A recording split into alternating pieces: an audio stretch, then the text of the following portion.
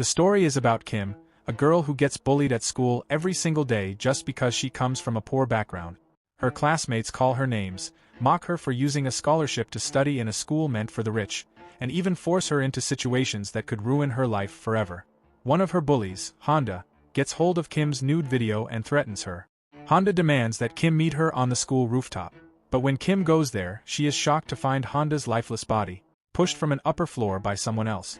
Since Kim is the only one present, she becomes the main suspect in Honda's murder. The police discover that Honda had been blackmailing Kim, which makes her look even more guilty, though Kim insists she's innocent.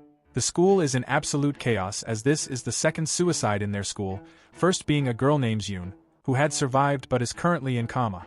Back at school, her cruel classmates torment her even more, mocking her poverty and accusing her of killing Honda, claiming that she might have also pushed Yoon because she was present there.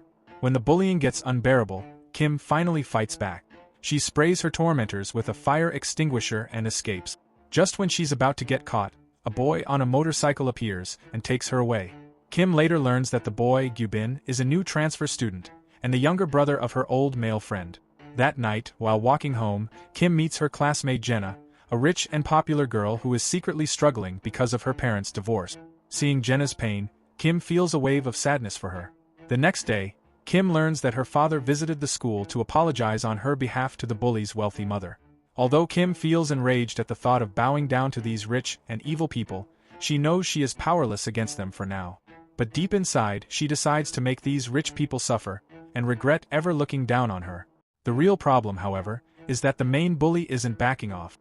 He wants to use Kim and escalate Honda's murder case to completely ruin her life. Gyubin meets Kim and advises her to join the Big Six group at school, the most powerful clique that could make her immune to any accusations and charges. But Kim doesn't have the influence to get into that group, so she turns to Jenna and tries to convince her to help. Jenna, however, refuses. Later, Kim overhears Jenna's new stepmother talking about her unborn child who doesn't belong to Jenna's father. Knowing that Jenna despises her new stepmother and wants her gone, Kim uses this information to strike a deal with Jenna. Jenna then approaches the school chairman and offers him Park's necklace, the one Yoon had snatched from Park before falling. The chairman realizes this evidence could ruin the school's reputation, so he agrees to get Kim into the Big Six group and clear the false charges against her. The next morning, the Big Six group gathers. Jenna, Park, Jang, Hyuk, Gyubin as the new member, and Min-kyu. Since Jenna had already made a secret deal with Kim and there were no vacancies left, she recalls the group's rule. Anyone who makes a massive donation can claim a spot. Using this, Jenna asks Hyuk to step down and welcomes Kim as the newest member of the Big Six. Although the others strongly oppose her decision, they take the matter to the chairman. But the chairman simply orders them to accept Kim into the group without asking questions. Feeling humiliated, Hyuk goes to meet his girlfriend Yoon, who was supposed to be in a coma but has now been discharged from the hospital. When he visits her small apartment, he learns that Yoon has completely lost her memories. The next morning, Yoon returns to school, shocking everyone. Her bully, Park, is especially stunned and furious, because she was the one who pushed Yoon off the building. Park corners Yoon in the bathroom, demanding answers, but Yoon insists she doesn't remember anything. Park threatens her, giving her 1 week to leave the school on her own, or else she'll make her life a living hell again. Meanwhile, Kim is enjoying her new elite status. Other students stare at her in surprise, and even jealousy, as she now walks beside Jenna in the powerful Big Six. Soon, Kim gets the perfect chance to punish one of her bullies. Using her new influence, she humiliates him by forcing him to wipe her dirty shoes with his coat in front of everyone. Later, Kim is stunned to see Yoon at school. Jenna explains that Yoon has amnesia after waking up from her coma. Afterward, Jenna takes Kim to a luxury clothing store and buys her expensive clothes and accessories, signaling Kim's full transformation into an elite. The next day, Kim notices a mysterious girl watching her closely. When she follows her, she realizes it's Yoon, who reminds Kim about the necklace she had given Kim after she was pushed from the rooftop. This chilling hint makes it clear. Yoon remembers everything and is only pretending to have amnesia. Yoon is jealous seeing Kim enjoy elite treatment at school, despite coming from the same poor background as her. Someone secretly records them from afar. Yoon and Kim get into a heated argument that turns into a physical fight. Yoon even tries to drown Kim in the pool, but Kim manages to escape and warns Yoon to keep pretending she has amnesia. It's safer for her that way.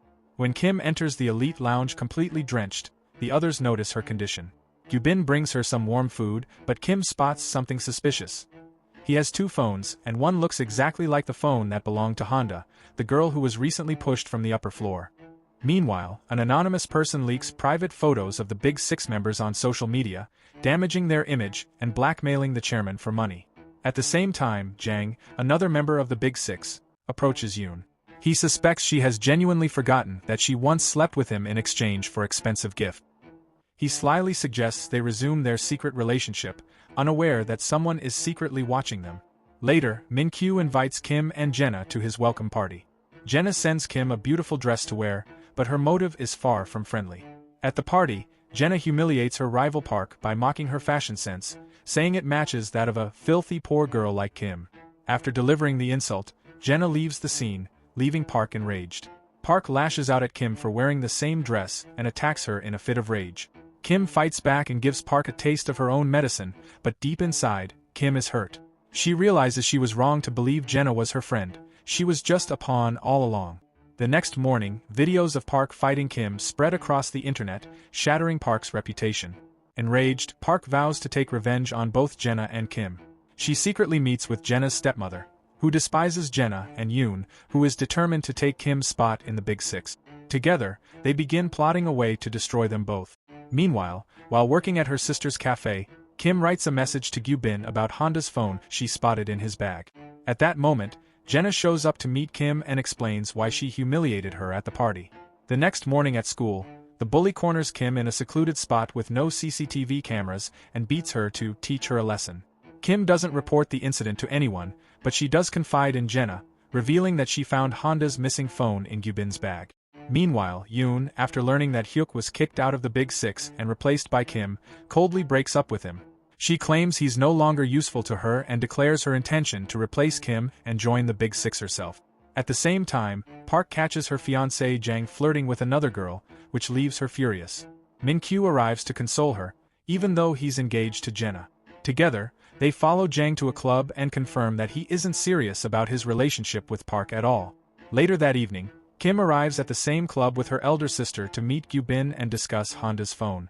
While inside, she notices Park with Min-kyu and suspects they might be having an affair. Then she spots her target, Gyubin, entering the scene.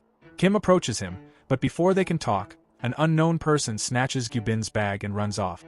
In the chaos, Kim bumps into Jenna, who's holding a suspicious piece of paper, but Jenna quickly slips away. Soon after, Gyubin admits that he had Honda's phone because he wanted to delete Kim's compromising video. However, he couldn't unlock it, and now the real culprit has taken the phone back. Kim realizes she must track down Honda's killer and retrieve the phone before her video is used against her.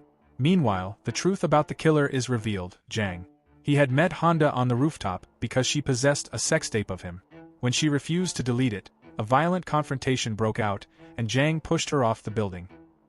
Without wasting any time, Jang gets Honda's phone unlocked at a data recovery center and immediately deletes his own video that could have landed him behind bars. However, while browsing through the files, he also discovers Kim's compromising video. Jang quickly meets Park and hands her Honda's phone containing all the incriminating recordings.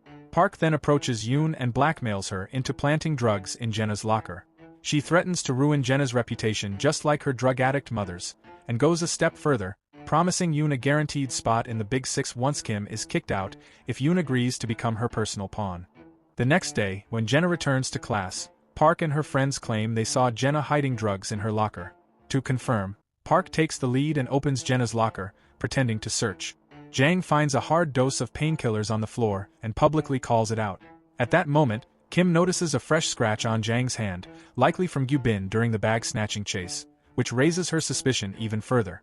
The chairman arrives immediately and escorts Jenna away to conduct a drug test, promising to clear her name if she's innocent. Meanwhile, back in class, Park smugly spreads gossip about how damaging it will be if Jenna's results come back positive. Kim becomes furious, deeply disturbed by how confident Park seems, almost as if she already knows the outcome. When Kim confronts her, Park just smiles and tells her to wait and watch Jenna's life fall apart. As Park planned, the test results come back positive.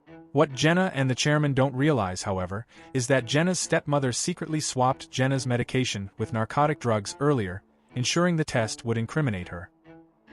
Now, even as the daughter of a powerful tycoon, Jenna must face the devastating consequences. When Yoon goes to Park demanding that she delete her video and fulfill the promise of getting her into the Big Six group, she discovers the harsh truth. Park never intended to keep her word. Instead, Park refuses to delete the video and orders Yoon to follow her like a good pet if she truly wants the video erased. Furious and terrified that her private video might be leaked, Yoon meets Kim to vent her frustration. She admits she's being blackmailed by a damned murderer like Park, and believes joining the Big Six is her only way to safeguard her future. Yoon also resents Kim, insisting that everything Kim has achieved rightfully belongs to her. Kim, understanding Yoon's fear of losing everything, promises to have Park arrested soon and free Yoon from her control. Meanwhile, Jenna faces her own crisis. After her drug test scandal, she is harshly scolded by her father. Even though Jenna insists she has never taken any drugs, her father orders her to leave the country immediately, before authorities send her to the same rehab hospital where her mother was treated for substance abuse. Feeling abandoned and alone, Jenna unexpectedly turns to Kim, her poor but loyal friend, who welcomes her inside without hesitation. When Kim realizes Jenna hasn't eaten anything, she heads out to buy food. But on her way back, her school bully follows her, gripping a hammer in his hand. Just as he's about to attack, Gyubin suddenly appears and steps in to protect her. Gyubin explains that he had already noticed the bully stalking Kim and followed them out of concern for her safety. Kim returns home still lost in thought about Gyubin. Meanwhile, Min-kyu meets with his father, who is furious that he hasn't been able to control Jenna. His father wants to secure her family's company shares and threatens Min-kyu to marry Jenna and hand the shares over, or else his mother will end up in a brothel. Min-kyu is torn between saving his mother and protecting the woman he loves. At that moment, Jenna's mother's secretary arrives to meet him.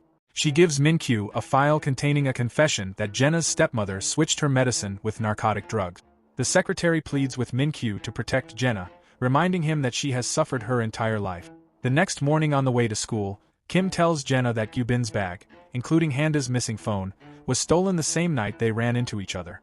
Kim also warns her that Jang may have been the one who pushed Handa from the rooftop. After they part ways, Jenna goes to visit her mother at the hospital, trying desperately to convince her that she never took drugs. At the same time, Min-kyu meets Jenna's conniving stepmother. He plays a recording of her talking to her secretary about how she secretly replaced Jenna's medicine with narcotics to frame her. During their conversation, Min-kyu cleverly convinces her to end the case by letting the secretary confess that she misplaced the drugs in Jenna's room, making it look like an accident. Later, Min-kyu visits Jenna's real mother in the hospital and finds Jenna there trying on a new dress. He genuinely compliments her new hairstyle, telling her it makes her look cute. Meanwhile, Kim meets Gyubin at the school and shares her suspicions that Jang is the real culprit who killed Handa and stole their bag. They both send Jang an identical text, summoning him to meet them at school. At night, Gyubin notices Jang heading downstairs toward Kim and quickly alerts her. However, before she can react, Kim unexpectedly receives a terrifying message from Park, a video of herself, with Park telling her that she must now become her pet. Frightened, Kim rushes to confront Park, but Park refuses to come out of her house. The next morning, Park is stunned when her own mother informs her that Jenna has been cleared of all the charges Park had framed her for. Jenna, now free of accusations, proudly returns to school with revenge on her mind. But when she finds Kim missing from class, she messages her. Kim, however, refuses to explain how Park got hold of her private video. Setting that aside for the moment, Jenna speaks to Min-kyu, realizing it was likely him who made the secretary confess her crimes. Yet Jenna now has bigger priorities. She wants to take revenge on Park and expose the truth that her stepmother is not pregnant with her father's child. Meanwhile, an unknown person continues to post more private photos of the Big Six members, revealing shocking details about their personal lives to everyone. At the same time, Jang meets Park and tells her that he recently received a message from the unknown person claiming to have Handa's phone and requesting to meet. Park finds his story unconvincing, but she still wants to verify the truth for herself. First, she breaks up with Jang, saying she's tired of watching his video with Yoon. Then, she sneaks into the CCTV room to review recent basement footage. There, she spots Kim entering the building, leading her to believe Kim is the unknown person, even though she is not. Outside, Park encounters an angry Kim who demands that Park return Handa's phone. Park counters by claiming she has proof that Kim is the mysterious figure trying to ruin the school's reputation. She threatens to show the chairman the CCTV footage and send Kim's private video to her father. Park offers a deal. She'll return the phone only if Kim falsely accuses Jenna of murdering Handa. Kim later meets Jenna, Deeply upset, knowing she now has to choose between protecting her friend or saving her own future and dignity. On her way home, Yoon receives a call from Hyuk. He says he's grown tired of all the chaos at school and plans to study abroad. He even asks Yoon to come with him, promising to cover all her expenses. This kind gesture briefly lifts Yoon's spirits, but her happiness is quickly shattered when Jang shows up. Furious after being dumped by Park, he vents his anger on poor Yoon, brutally beating her just to ease his own pain. Badly injured and barely conscious, Yoon stumbles toward home but encounters Kim near the highway. Overwhelmed with emotion, Yoon breaks down crying, confessing her desire to take revenge on both Park and Jang. Yet she feels utterly helpless, especially because even Kim, the person she expects to understand her pain, doesn't seem to stand by her. Losing the last fragments of hope, Yoon suddenly throws herself in front of a moving truck. The shocking news spreads through the school. Hyuk is enraged at both Jang and Park, but with no evidence to prove their crimes, he's powerless to act. Soon after, Jenna's engagement ceremony approaches. Seeing it as the perfect moment, Jenna confronts her stepmother and reveals that she knows the child in her womb doesn't belong to Jenna's father. Meanwhile, Park meets Kim, urging her to frame Jenna and even offering money if she succeeds. Later, Park visits Min-kyu and tries to seduce him, boasting that she's a far better choice than Jenna, who she claims will lose her worth once her stepbrother is born. To Park's shock, Min-kyu bluntly tells her that Jenna's stepmother isn't even pregnant with her father's child, and he calls Jenna far more honest than Park ever could be. The comment leaves Park furious. As the guests gather in the lounge to witness Jenna and Min-kyu's engagement, Kim is invited to deliver a speech as an equal opportunity student fortunate enough to study among the wealthy. Following Park's instructions, Kim begins talking about Yoon's tragic death, calling it murder and declaring that the killer is present at the ceremony. But just as she's about to name the culprit, the scene flashes back to the night Jenna received a midnight phone call from Kim. They met and talked. Kim had asked for permission to give a speech at Jenna's engagement, and Jenna granted it without hesitation. That moment reminded Kim that Jenna was truly her best friend. At first, Kim hesitated, tears streaming down her face as she revealed everything, how Park had been blackmailing her with the private video. Jenna immediately decided to help her and took her to meet Min-kyu. There, Min-kyu revealed his secret identity as the unknown person and reassured Kim that she no longer had to worry about her video being leaked. Placing her trust in her friends, Kim bravely stood before everyone and declared Park to be Yoon's murderer. Not stopping there, she also accused Park of murdering Handa, enraging Park beyond control. In a fit of rage, Park ordered her men to leak Kim's private footage online. As the footage began appearing on screens and phones across the school, Gyubin, acting on Min-kyu's instructions, stormed into the broadcasting room and stopped the video, while Min-kyu deleted every trace of it from the internet. Once Kim concluded her speech, Min-kyu stepped forward and publicly revealed himself as the unknown person. He began exposing the people manipulating events behind the scenes for their own benefit, starting with the school chairman and then his own father, who had been using him to take over Jenna's company. To prove that both murders were committed by Park, Min-kyu played a confession recording of Jang.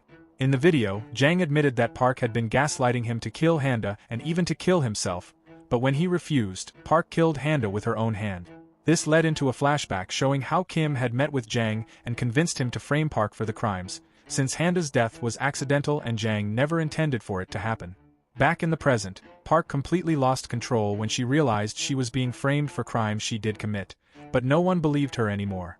Furious, she lashed out at Jang, but the damage was done. After exposing the truth, Min-kyu left the building empty-handed, having already transferred his company's shares to Jenna. Meanwhile, Park, still a minor, was not immediately arrested. Kim even advised her to run away before facing severe consequences. Later, Gyubin, Kim's sister, and Jenna congratulated Kim for finally winning her battle against Park. But for Jenna, there was still unfinished business. She met with her father and proudly announced that she had now become the largest shareholder and the new owner of his company. She had secured her stepmother's shares along with her own and combined them with Min-kyu's, solidifying her position at the very top. Meanwhile, Hyuk is still devastated by Yoon's death. Convinced that the real culprit, Jang, is still alive and walking free, he sets out to avenge her death. Later, Jenna meets Min-kyu. Since he's now broke, she offers him a ticket to visit his mother. However, Min-kyu explains that he already has other plans. He wants to disappear completely, to go somewhere no one will ever find him. Without saying much more, he boards a bus to the airport, leaving behind not only his company but also a potential life partner. At the same time, Kim and Gyubin finally become a couple. Kim has let go of her old desire to feel superior to others and now just wants to live a simple, normal life. While Kim is working at her sister's cafe, Jenna comes by to see her. Jenna offers Kim a job at her company, but Kim refuses, determined to build her future on her own without relying on anyone's help. Smiling, Jenna picks up a pen and paper and begins writing something that might just convince Kim to change her mind. This is the end of the season 2. I hope you had enjoyed it.